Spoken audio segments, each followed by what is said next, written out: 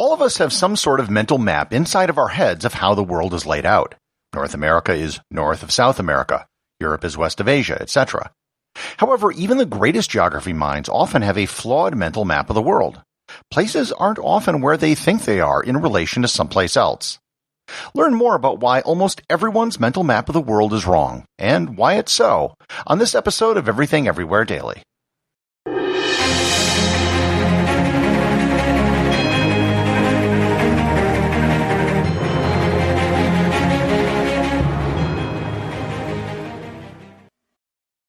This episode is brought to you by Rad Power Bikes. What does getting outside mean to you? Is it going for a walk, a run, even a bike ride? What if that bike had a motor on it and allowed you to pedal or throttle to your destination? Even if that destination is simply getting back to fun. Rad Power Bikes designs electric bikes that let you do just that. They empower riders of all types to discover biking's benefits. Schedule a test ride today at radpowerbikes.com. Let me start this episode with a simple question. What country is closer to the continent of Africa, the United States or Canada? Most people will think through the problem this way. The United States is south of Canada, and Africa is in the south. Therefore, the United States is probably closer to Africa than Canada. And if I were to further ask what part of the United States was closest to Africa, most people would probably figure it was Florida. However, none of that is true. Canada is actually closer to Africa than the United States is. And if you don't believe me, just look at a globe. Moreover, the closest U.S. state to Africa is Maine, not Florida. There are a couple reasons why people don't realize this fact. The biggest is that we tend to think of things in relation to each other only by one direction. So we think of Canada and the United States as being north and south of each other. However, Canada also extends profoundly more to the east of the United States. Likewise, Africa does extend to the south, however, it's located to the east of North America. Canada extends far enough to the east to more than compensate for being located further north. The easternmost point of Newfoundland is about 4,000 kilometers from the coast of Morocco, which is about the same distance as it is to Paris. Likewise, the western coast of North America also extends out westward. People tend to think of Los Angeles and San Francisco as being north and south of each other. But they're not. San Francisco is also much further to the west. Reno, Nevada is actually further west than Los Angeles is. Another one that throws people for a loop is Texas. El Paso, Texas is closer to San Diego than it is to Houston, which is in its own state. Brownsville, Texas, near the southernmost point of Texas, is closer to Guatemala than it is to El Paso. In addition to thinking in terms of relative directions, one of the other major causes of problems with our mental maps has to do with maps themselves. If you remember back to my episode on the Mercator projection, all maps of the world are fundamentally flawed. All of them. Anytime you try to project a sphere onto a flat surface, there is going to be a problem somewhere. Some combination of size, shape, and direction is going to suffer with any two-dimensional map. The classic example of that, which most people are aware of, is Greenland. On the Mercator projection, the size of Greenland is grossly exaggerated. In reality, it's still pretty big, but it's not the size of a continent. It's about the size of Saudi Arabia. Another way most people's mental maps fail them has to do with the relative locations of North and South America. Most people think of South America as being directly below North America. It is to the south, but it actually isn't directly south. The vast majority of North America does not lie above South America. For example, Mexico and every other country in Central America except for Panama are not north of South America. South of them is nothing but water until they hit Antarctica. To illustrate this point, the westernmost point of South America is in Peru. If you were to go directly north from this point, you will wind up in Jacksonville, Florida, a city that is on the coast of the Atlantic Ocean. South America is indeed to the south, but it is also far to the east of North America. South America is closer to Africa than it is to Houston, Texas. And speaking of Panama, that is another country where most people have a mental map that fails them. Most people think of Panama as running north-south, yet the country actually tends to run east-west in an S shape. Likewise, we think of the Panama Canal as being east-west. Ships go from the Atlantic Ocean in the east to sail onto the Pacific Ocean in the west. However, the Panama Canal actually runs northwest to southeast. The Atlantic entrance to the Panama Canal is further west than the Pacific entrance is.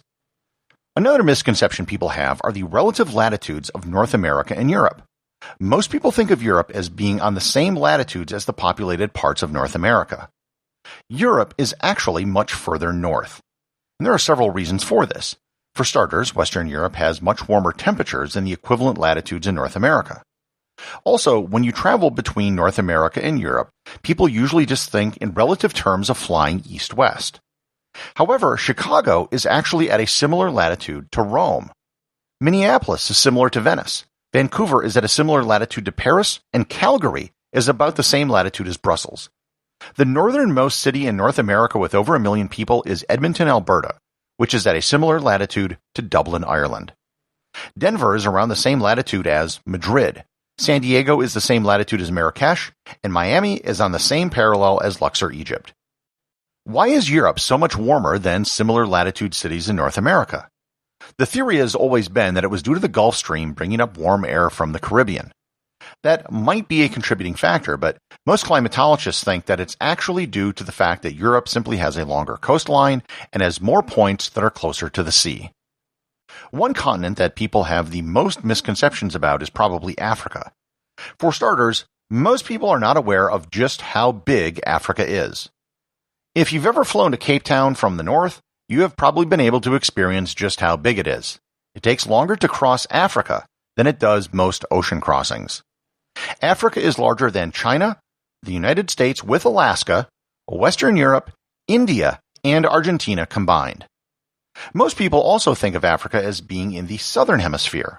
While it does extend into the southern hemisphere, 2/3 of Africa actually lies north of the equator.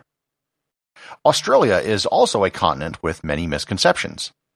Those who live in Australia are well aware of just how far away it is from almost everywhere else.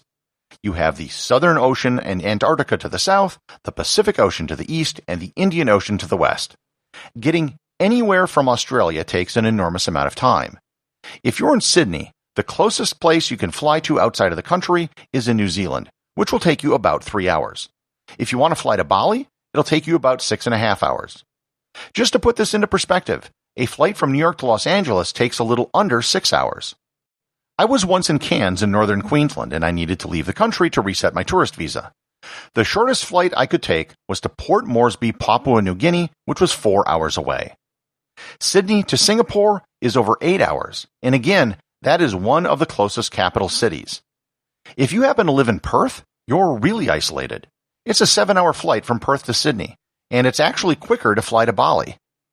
People also underestimate just how big Australia is. Australia is basically the size of the continental United States, but with only 8% of the population. If any of these geographical facts came as a surprise to you, don't be alarmed. It quite literally happens to the best of us. A study was conducted in 1985 on mental world maps. It found that geographers and cartographers had the exact same problems everyone else did.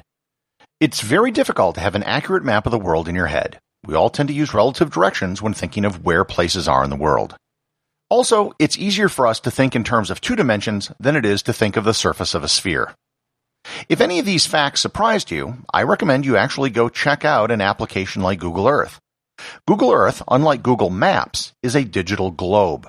You can spin it around and zoom in and out. It's actually one of my favorite apps, and I use it all the time when doing research for the show. The more you look at the world by using a spherical globe instead of a 2-dimensional map, the better your mental map will eventually become. Everything Everywhere Daily is an Airwave Media podcast. The executive producer is Darcy Adams. The associate producers are Thor, Thomsen, and Peter Bennett. Today's review comes from listener W.P. Smith over at Apple Podcasts in the United States. They write, "Great show. I thoroughly enjoy this podcast. At one time, I prided myself for knowing a little bit of information on a variety of subjects. I thought I could share this information to random people while thrilling them with my witty conversation.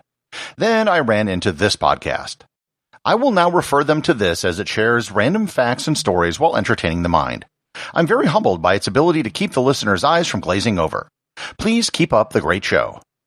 Thanks, W.P. Smith. I'm glad you found the show, and I'm glad that your eyes don't glaze over. It would be really bad if I managed to cause that to happen in an audio program. Remember, if you leave a review or send me a boostagram, you too can have it read on the show.